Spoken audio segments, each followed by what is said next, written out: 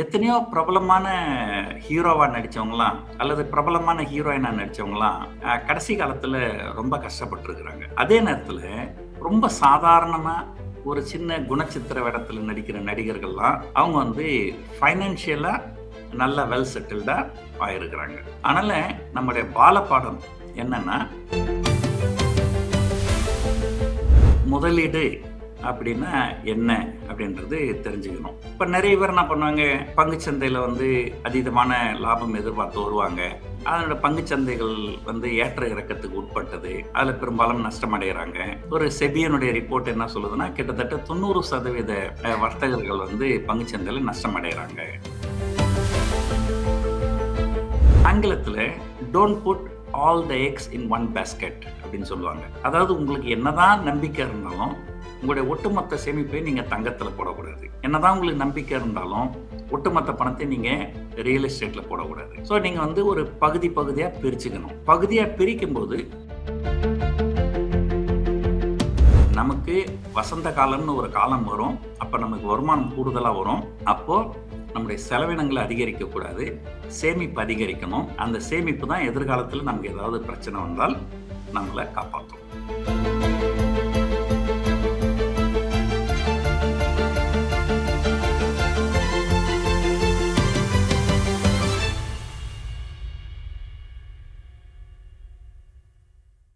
வணக்கம் சார். வணக்கம். அடிப்படையான விஷயங்கள்ல இருந்து நான் தொடங்கலாம் அப்படின்னு நினைக்கிறேன் சார். முதல்ல ஃபைனான்ஸ் வந்து ஒரு சாதாரண மனுஷன் புரிந்து கொள்ள வேண்டியது ஏன் அவசியம்னு நினைக்கிறீங்க? எங்க அப்பா வேலைக்கு போன காலத்துல பாத்தீங்கன்னா, அப்பெல்லாம் வருமானம் வந்து ரொம்ப குறைவு. நிறைய குழந்தைகள் இருக்கும் வீட்டுல. அந்த குடும்ப கட்டுப்பாடெல்லாம் அப்ப பெருசா இருக்காது. அதனால அவங்களுடைய வருமானம் செலவுக்கு தான் சரியா இருக்கும். பொதுவா சேமிப்புன்றது வந்து ரொம்ப குறைவா தான் இருக்கும். அப்படியே சேமிப்புன்னு இருந்தாலுமே மண்ணுல போடு அல்லது பொண்ணுல போடு அப்படின்னு ஒரு பழமொழி கிராமத்துல இருக்குது. ஒண்ணு நிலம் வாங்குவாங்க அல்லது தங்கத்துல முதலீடு பண்ணுவாங்க. ஆனா இப்ப இந்த ஜெனரேஷன் பாத்தீங்கன்னா, நிறைய இன்ஃபர்மேஷன் டெக்னாலஜி வந்துடுச்சு. ஸோ நிறைய பேர் வேலைக்கு போறாங்க. நிறைய பேர் லட்சக்கணக்கில் சம்பளம் வாங்குறாங்க. ஒரு காலத்துலலாம் தமிழ்நாட்டுல இந்த அளவு சம்பளம்லாம் எதிர்பார்க்கவே முடியாது. இந்த ஐடி இண்டஸ்ட்ரி வந்ததுக்கு அப்புறம் நிறைய பேர் லட்சம் கோடியில கூட சம்பளம் வாங்குறாங்க இப்ப நிறைய பேர்.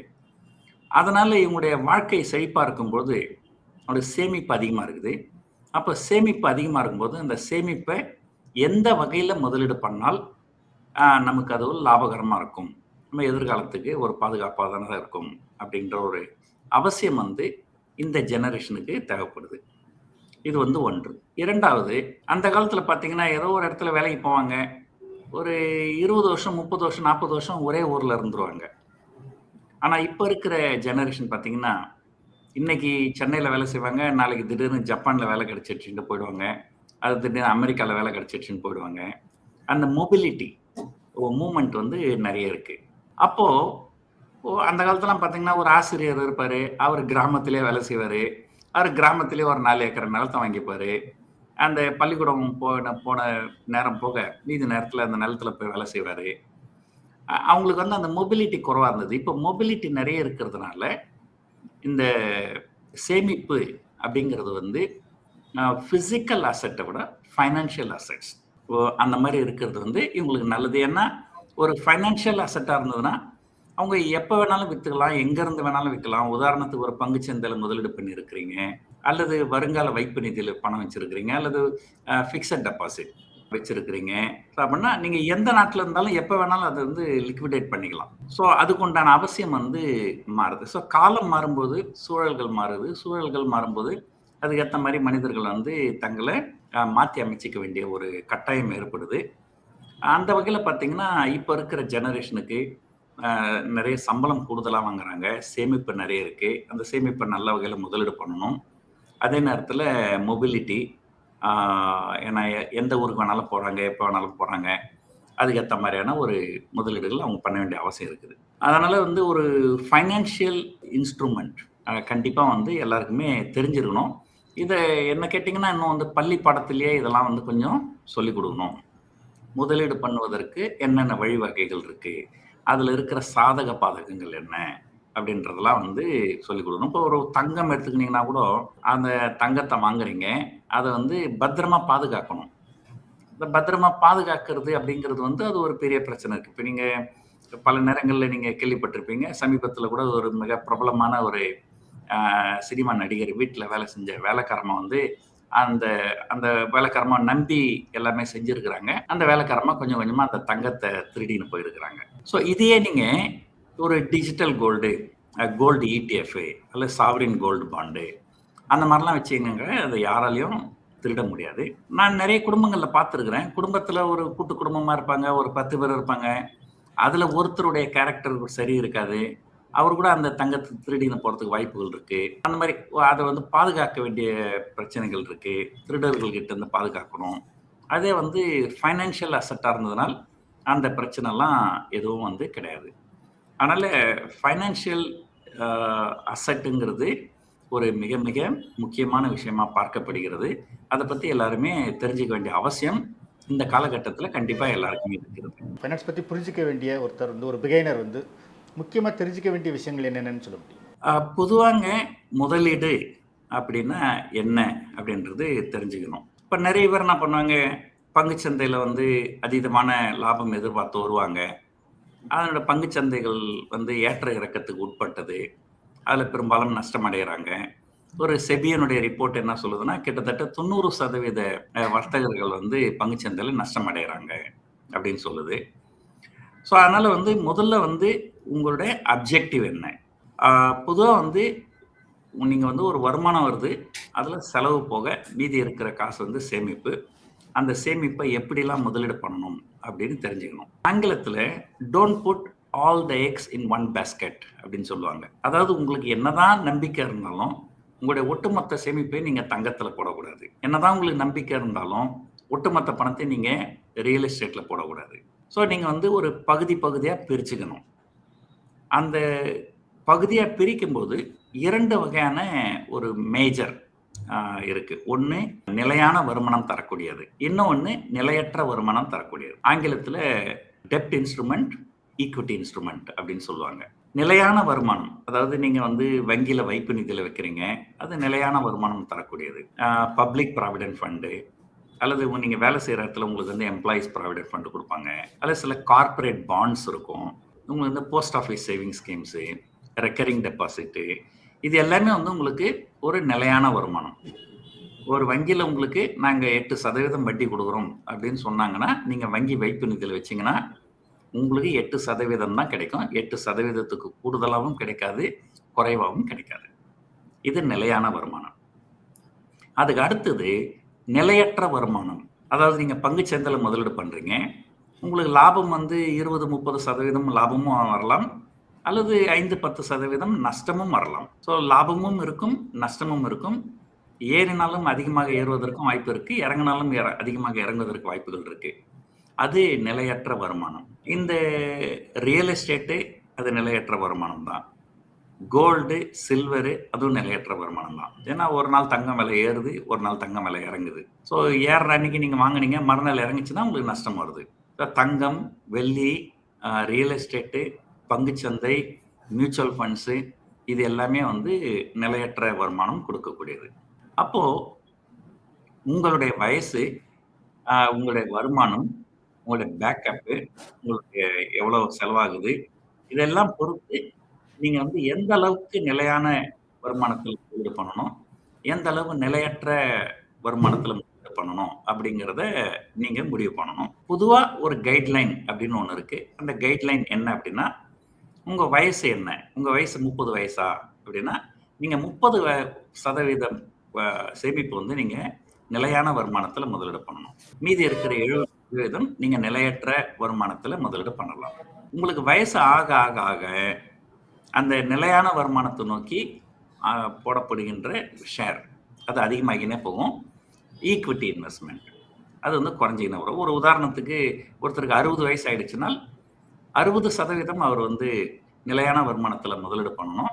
40% தான் வந்து ஈக்விட்டி இன்வெஸ்ட்மென்ட். அதாவது நிலையற்ற வருமானத்தில முதலீடு பண்ணணும். இது வந்து 1. 2வது நிலையான வருமானம் அப்படின்னு சொன்னாக்கா, அதுல உங்களுக்கு பெருசா ஆப்ஷன்ஸ் இருக்காது. நீங்க பிக்ஸட் டெபாசிட் போட்டாலும் சரி, பப்ளிக் ப்ராவிடென்ட் ஃபண்ட் போட்டாலும் சரி, உங்களுக்கு பெண் பிள்ளை இருந்தால் நீங்க செல்வ மகள் சேமிப்பு திட்டத்தில போட்டாலும் சரி, உங்களுக்கு இன்ட்ரெஸ்ட் ரேட் வந்து ஏறக்குறைய ஒரு 0.5% 1% முன்ன பின்ன கிடைக்கும். அவ்வளோதான். ஆனா, நிலையற்ற வருமானம் அப்படின்னு போகும்போது, ஒரு சில ஆண்டுகள்ல பார்த்தீங்கன்னா, பங்குச் சந்தைகள் நல்ல அபரிதமான ரிட்டர்ன் குடுக்கும். வேற ஒரு காலகட்டத்தில பார்த்தீங்கன்னா, தங்கமும் வெள்ளியும் நல்ல ரிட்டர்ன் குடுக்கும். ஒரு உதாரணத்துக்கு இந்தியால பார்த்தீங்கன்னா, கடந்த ஓராண்டு காலமா பார்த்தீங்கன்னா, பங்குச் சந்தை வந்து பெருசா நல்ல ரிட்டர்ன் எதுவும் குடுக்கல. ஆனா, தங்கமும் வெள்ளியும் நல்ல ரிட்டர்ன் குடுத்திருக்குது. அதுவே நீங்க 2023, 24 காலகட்டங்கள்ல பார்த்தீங்கன்னா, தங்கமும் வெள்ளியும் வந்து நல்ல ரிட்டர்ன் குடுக்கல. ஆனா, பங்குச்சந்தை நல்ல ரிட்டர்ன் குடுத்திருக்குது. ஸோ சில நேரங்கள்ல பங்குச்சந்தை நல்ல ரிட்டர்ன் குடுக்கும். சில நேரங்கள்ல தங்கம், வெள்ளி நல்ல ரிட்டர்ன் குடுக்கும். சில நேரங்கள்ல ரியல் எஸ்டேட் நல்ல ரிட்டர்ன் குடுக்கும். ஆனா, எந்த காலகட்டத்தில எது நல்ல ரிட்டர்ன் குடுக்கும் அப்படிங்கிறது நமக்கு தெரியாது. அதனால நம்ம என்ன செய்யணும்? இருக்கிற சேமிப்ப மாதம் மாதம் வந்து ஒரு ஒரு உதாரணத்துக்கு சொல்றேன். ஒரு ரூ. 30,000 நமக்கு சேமிப்பு இருக்கு அப்படின்னு சொன்னா, ஒரு ரூ. 10,000 ஒரு தங்கத்திலயும், ஒரு ரூ. 10,000 பங்குச்சந்தையிலயும், ஒரு ரூ. 10,000 real estate. Of course real estate வந்து ரூ. 10,000 வச்சு நீங்க வந்து ரியல் எஸ்டேட் பணம் வாங்க முடியாது. அதான் இத ஒரு வீடு வாங்குறீங்க, ஒரு அபார்ட்மெண்ட் வாங்குறீங்க. அது இஎம்ஐ வந்து ஒரு 10,000 அந்த மாரி. ஸோ அந்த மாரி நீங்க வந்து கொஞ்சம் பிரிச்சு பிரிச்சு நீங்க முதலீடு பண்ணணும். ஸோ ஒன்று இருக்கிற பணத்த உங்க வயசுக்கு ஏத்த மாதிரி டெப்ட் இன்ஸ்ட்ருமென்ட்ல போடணும். மீதிய தான் வந்து நீங்க ஈக்விட்டில கொண்டு வரணும். அந்த ஈக்விட்டில கொண்டு வர்றதுலயும் நீங்க வந்து அ தங்கம், வெள்ளி, பங்குச்சந்தை, ரியல் எஸ்டேட்டு அப்படின்னு எல்லாத்தையும் கொஞ்சம் பிரிச்சு பிரிச்சு முதலீடு பண்றது நல்லதா இருக்கும். சார் நீங்க இந்த மணி மேனேஜ்மெண்ட் பத்தி சொன்னீங்க வந்து. ஸோ பொதுவா வந்து இந்த மணி மேனேஜ்மெண்ட் தெரிஞ்சுக்காதவங்க அல்லது கற்றுக்கொள்ளாதவங்க செய்ற மிகப்பெரிய தவறு என்னன்னு நினைக்கிறீங்க சார்? பொதுவாங்க நம்ம எல்லாருக்கும் ஒரு சினிமா அப்படின்னா ஒரு ஆர்வம் இருக்கும். சினிமா நடிகர், நடிகைகள நம்ம வந்து கொஞ்சம் ஒரு க்ளோஸா வாட்ச் பண்ணுவோம். அதில பார்த்தீங்கன்னா, எத்தனையோ பிரபலமான ஹீரோவா நடிச்சவங்கலாம், அல்லது பிரபலமான ஹீரோயினா நடிச்சவங்கலாம், கடைசி காலத்தில ரொம்ப கஷ்டப்பட்டுருக்கிறாங்க. வருமானம் இல்லாம கஷ்டப்பட்டுருக்காங்க. அதே நேரத்தில ரொம்ப சாதாரணமா ஒரு சின்ன குணச்சித்திர வேடத்தில நடிக்கிற நடிகர்கள்லாம், அவங்க வந்து ஃபைனான்ஷியலா நல்ல வெல் செட்டில்டா ஆயிருக்கிறாங்க. அத நம்ம பல நேரங்கள்ல நம்ம கண்கூடா பார்த்துருக்கிறோம். ஸோ, இப்ப இத வச்சு நம்ம என்ன கணிக்கலாம் அப்படின்னா, ஒரு ஹீரோ அல்லது ஒரு ஹீரோயின் அவங்க வந்து புகழின் உச்சத்தில இருக்கிறாங்க. அப்ப அவங்களுக்கு நெறைய பணம் வருது. அப்ப என்ன பண்ணிக்கிறாங்க, "ஓ! இந்த பணம் நமக்கு தொடர்ந்து இப்படியே காலம் முழுக்க வரும்." அப்படின்னு ஒரு எண்ணத்துக்கு போயிடுறாங்க. அதனால அவங்க என்ன பண்றாங்க, அவங்க செலவினங்கள ரொம்ப அதிகமாக்கிக்கினே வராங்க. அந்த செலவினங்கள் அதிகமாக அதிகமாக அதற்கு ஈடான வருமானம் வருகின்ற வரையில் அது ஒண்ணும் பிரச்சனை இருக்காது. ஆனா ஏதோ ஒரு காலகட்டத்தில வேற ஒரு புது ஹீரோ வந்துட்டாரு. இவருக்கு வந்து வாய்ப்பு குறைஞ்சிடுது. அ அப்படிலாம் இருக்கும்போது இவங்களுடைய வருமானம் குறையும்போது, ஆனா செலவுகள குறைக்க முடியாது. ஏன்னா அது வந்து பழக்கமாயிடுது. ஒருத்தரு தினமும் 10 சிகரெட் பிடிச்சு பழக்கப்பட்டுட்டாருன்னு வச்சுங்களேன், திடீர்னு அவர் வேலை போயிடுச்சுனாக்கா, மறுநாளே அவரால அந்த சிகரெட் பிடிக்கிறத நிறுத்த முடியாது. ஸோ இந்த செலவினங்கள் அப்படியே தான் தொடர்ந்து இருக்கும். ஆனா இவங்களுடைய வருமானம் குறைஞ்சிருது. ஸோ அததான் சொன்னேன். சில குணச்சித்திர வேடங்கள்ல நடிக்கிற சில சிறிய சிறிய நடிகர்கள்லாம் ஃபைனான்ஷியலா ரொம்ப நல்லா பிளான் பண்ணி நல்லா செட்டில் ஆயிருக்கிறாங்க. புகழின் உச்சத்துல இருந்த நெறைய நடிகர்கள் இந்த மாரி வீணா போயிருக்கிறாங்க. அதனால நம்முடைய பாலபாடம் என்னன்னா, ஆ ஒரு ஆங்கிலத்துல சொல்லுவாங்க, "எவ்ரி டாக் ஹேஸ் இட்ஸ் டே" அப்படின்னு சொல்லுவாங்க. நமக்கு வந்து வாழ்க்கையில ஏதோ ஒரு காலகட்டத்துல ஒரு அதிர்ஷ்டம் அடிக்கும். ஆ நமக்கு வருமானம் நெறைய வரும். ஆனால், அந்த காலகட்டத்தில வருகின்ற வருமானம் தொடர்ந்து நம்ம சாகுற வரைக்கும் அது அப்படியே வரும் அப்படின்னு நம்ம நினைக்கக்கூடாது. அது 1. 2வது நம்முடைய வருமானம் அதிகமா வரும்பொழுது, நம்முடைய சேமிப்பு தான் அதிகமாகணுமே தவிர, நம்முடைய செலவு அதிகமாகக்கூடாது. ஸோ, அந்த ஒரு அன்ரியலிஸ்டிக் அ இது சிலதெல்லாம் வந்து நம்ம பேசுறோம்.